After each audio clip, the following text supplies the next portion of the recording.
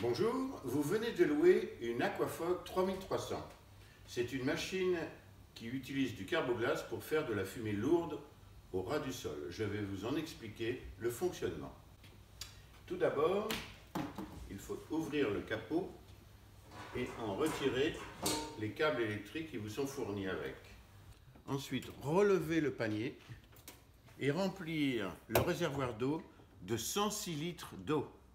Attention à vérifier que l'eau ne dépasse pas la ligne qui se trouve ici. Une fois que vous avez rempli le réservoir d'eau, rabattre le panier, fermez la cuve et partez sur le plateau. Nous allons maintenant brancher le courant, la soufflerie, la pompe à eau, la première résistance pour le corps de chauffe et la deuxième résistance du corps de chauffe, totalité 4200 watts de consommation, 44 ampères. Maintenant, nous allons faire démarrer cette machine. Donc, allumage des corps de chauffe, ready to heat, ça veut dire que les corps de chauffe sont en action. Là, il n'y a aucun bouton rouge, donc ça veut dire que les corps de chauffe fonctionnent. Si jamais il y avait un bouton rouge là, ça veut dire que les corps de chauffe sont morts. Donc, pour nous, c'est tout bon. Mais par contre, il va falloir attendre 2 heures pour que l'eau soit bien chaude avant de pouvoir utiliser cette machine. Et pendant que ça chauffe, je vais vous montrer le fonctionnement. En fait, vous voyez, il y a 2 boutons ici.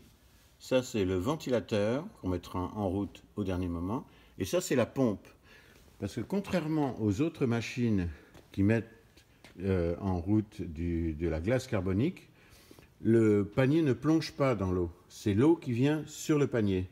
Ça consomme beaucoup moins et c'est beaucoup plus réglable. Donc quand on appuie sur le bouton pour envoyer la fumée, tout d'un coup, il y a de l'eau qui va sur la glace. Évidemment, cette eau sera chaude et la fumée sera dispersée par le tuyau.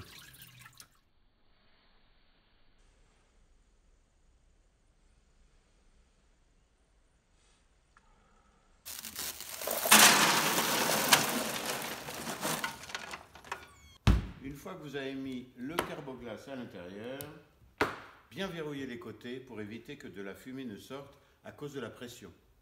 Donc pour faire de la fumée, envoyez le ventilateur et ensuite la pompe à eau. Et la fumée sort.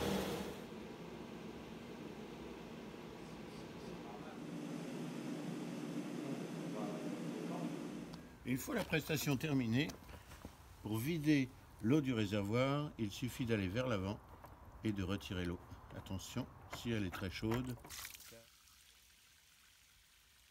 Et bien voilà, j'espère que les explications que je vous ai données étaient claires et je vous souhaite une bonne prestation. Merci d'avoir loué du matériel de Pyrofolies.